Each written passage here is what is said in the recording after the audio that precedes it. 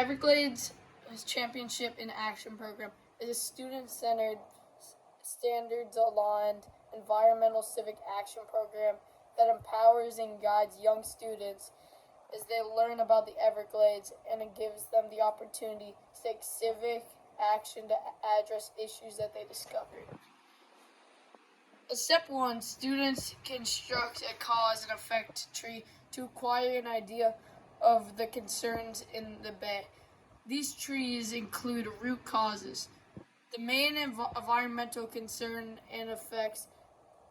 Pupils identifying these issues as oyster removal, erosion, pollution, and global warming. Effects include a decrease on marine life, thinning sands, polluted skies and waters, and melting ice caps.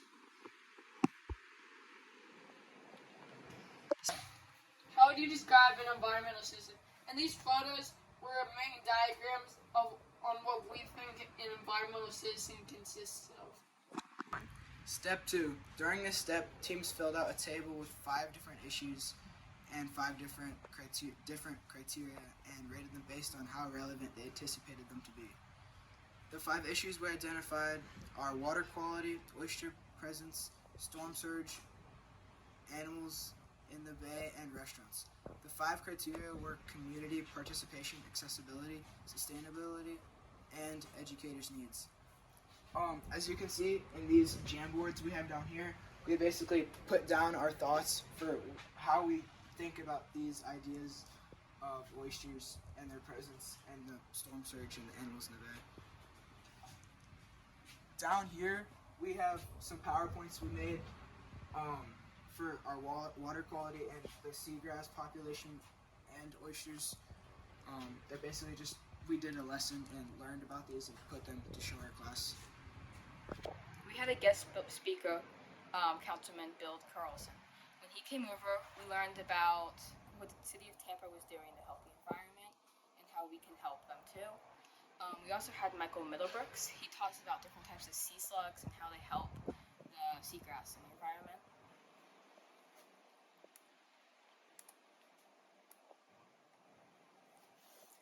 Guest speaker Reagan Fennessy. Reagan Fennessy is oyster shell recycling program specialist for Tampa Bay Watch. Our students learned how to build vertical oyster gardens, and she showed us how easy it is, what it has to do, and how they help the environment. Guest speaker Daniel Hammond. This is one of our students' dad. He is a marine biologist, environmental scientist for Freeze and Nichols of Tampa Bay area. He showed us how we can measure the water quality of different things, what they mean. That's it. In step 5, students created an action planning sheet which helped us find which law we should change or advocate to change and what our goal would be. So we also created an environmental issue which we needed to change. We agreed upon this as an entire class, even though some answers varied because we had individual groups. So this is a photo of us on a river shoreline. This river leads into Hillsborough Bay and Hillsborough River, which are our target. And these are some photos that we've been there. These photos are our vertical oyster garden adoptee location. You can adopt an oyster bog, and you can always come up here. Everyone participated in building this fantastic piece. So over here we have our water testing. As you can see, we have some instruments that we were using and taught our students how to use it. And these are us making vertical oyster gardens. And this is our aquaponics system, which we release native, wild types of fish into our garden. Sorry to interrupt, girls, but I have your drink. The oysters will be out soon.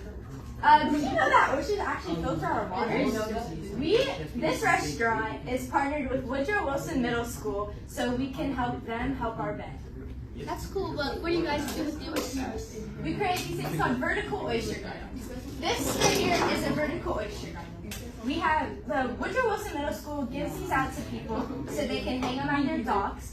And what happens when they hang them is oysters colonize along these shells, and then when water passes through them, then the oysters filter the water. Well, where do you store the oysters? The oysters? Yeah, like the oyster shell. Oh! So, basically, we received this bucket from Wilson Middle School, and every time, like, let's say you had your oysters and you're finished, we would take the used oyster shells and we would put it in this bucket. That's really cool. And then Woodrow Wilson comes and he collects the bucket once it's full so they can make the vertical oyster gardens. That's really cool. Who makes the vertical oyster garden? Tampa Bay Estuary. Bye, girls. If you want to know any more, scan the QR code. And if you want to go above and beyond, maybe you guys can adopt vertical oyster gardens. Perfect. Thank you. We are the Wilson Bulldogs. Welcome to Wilson Middle School. Today, we're going to teach you about the importance of vertical oyster gardens, how to obtain one, and set one up. Let's go! Oysters are marine bivalves, or double-shelled organisms. They both live in intertidal and subtidal areas. Oysters are important to the estuary because they provide habitats and feeding grounds to various organisms. Oysters are filter feeders. A healthy oyster can filter between 20 and 50 gallons of water a day. All the cleaning and clarifying that oysters do help lead to a healthy and beautiful bay. One way you can support your bay is by adopting and installing a vertical oyster garden. This is the vertical oyster garden. The rope is recycled and we get the recycled shells from partnered restaurants. These logs are suspended into the water and provide a great habitat for young oysters.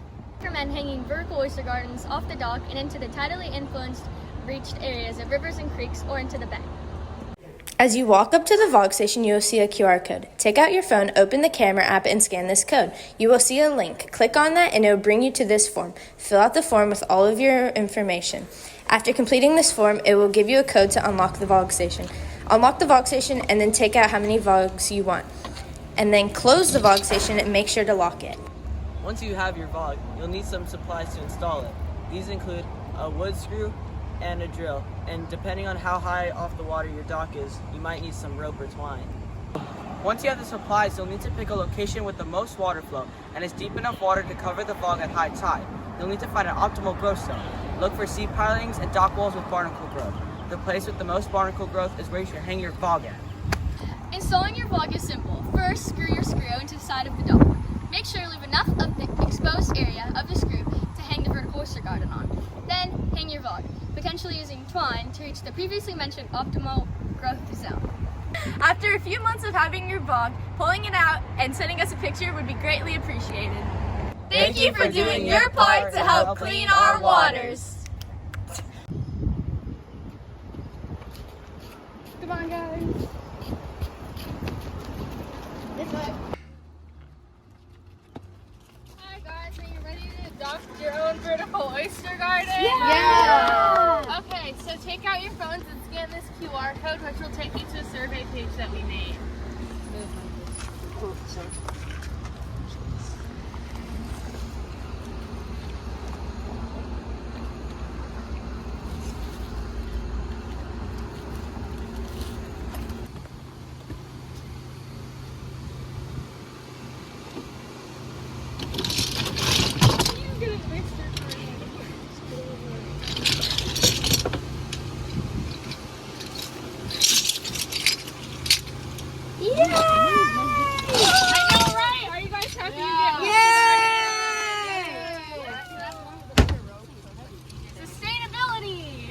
Talking to decision makers in our community makes us feel really inspired to do more, because instead of feeling like we can't really do anything in our community, it actually feels like we have some importance, and I feel like that's really important to us. The single most important thing about the school year was that I learned about oysters. Now, oysters are very interesting creatures, but they also can be revived. That's another thing I learned this year. They can be revived if you put an oyster back in the water. It'll suck out like all like the goop in the water, and it'll make it so the oysters grow back, and then it can make a new family and start its life all over again.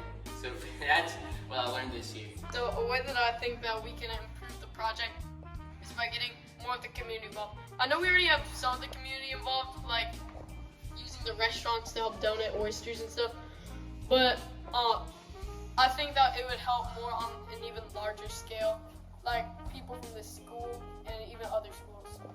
Some of our challenges have been age restrictions and being able to have access to the supplies we need. We've overcome these by working around it and finding solutions.